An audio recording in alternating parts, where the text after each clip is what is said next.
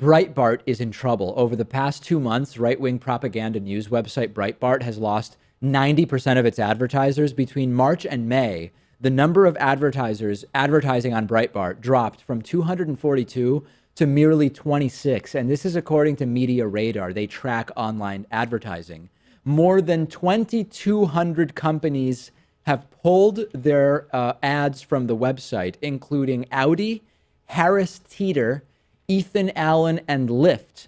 Among the remaining advertisers, I think you're going to like this, Breitbart is holding on to the ads of a strip club in Virginia, a golf course in Spain, and a right-wing political organization called Judicial Watch, as well as a website called Big Viral Stories, which is an anti-Hillary Clinton magazine. Media Radar says that now most of Breitbart's advertisers are almost exclusively just conservative organizations. And Todd Kritzelman, who's the co-founder and chief executive of Media Radar, said to the Washington Post, quote, Breitbart's advertising has collapsed. Most political sites are making less money today than they did a year ago because of the election cycle, but they're not down 90%. I can guarantee that.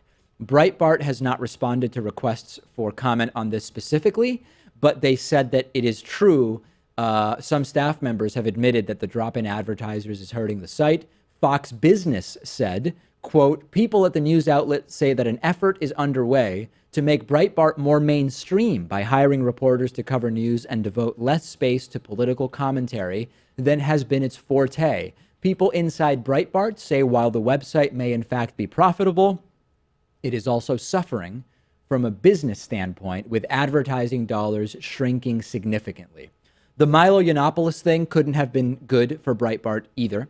We've done multiple segments on the importance of communicating to companies you care about if their advertising dollars are showing up in places that makes you not want to support them. People have been doing that. People have been tweeting advertisers saying your ads are on Breitbart, you might not even know it, and many companies have pulled their ads. I fully support this, and people write to me, Pat, and they say, David, how can you support this if you're getting crushed by the YouTube ad boycott? You're supporting what's crushing you. No. YouTube's advertisers are not going to YouTube saying, we're offended by the David Pakman show and don't want to advertise on that show.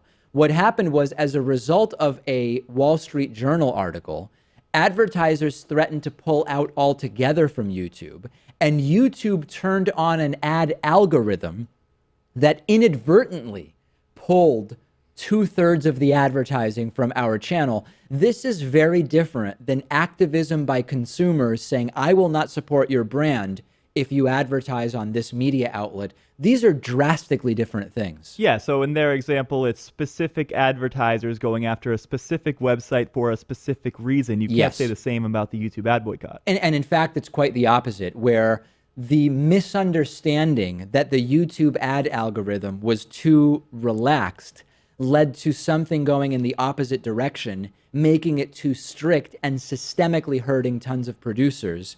And as far as I know, advertisers have not gone to YouTube and said, we don't want ads on the David Pakman show because our audience doesn't like it. To my knowledge, that's never happened. You know, I wouldn't really be too happy if advertisers pulled their content from just a typical right-wing news source. I would probably just be indifferent about it. But Breitbart has run headlines like Bill Kristol is a renegade Jew, like birth control makes women unattractive and crazy. Sure. So this isn't just a right-wing site. This is definitely the alt-right white supremacist news outlet. But they would argue, Pat, that those are editorials. That's not their news. Oh, okay.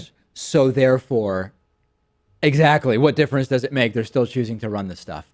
This is being discussed on our Reddit discussion forum at davidpakman.com/Reddit. Join us there, talk about this or any other stories from the show. Today's program is sponsored in part by Tagadab, the hosting specialists, offering affordable and reliable dedicated virtual private and cloud server options, as well as custom server solutions and co-location services in the UK, tailored to your business or project.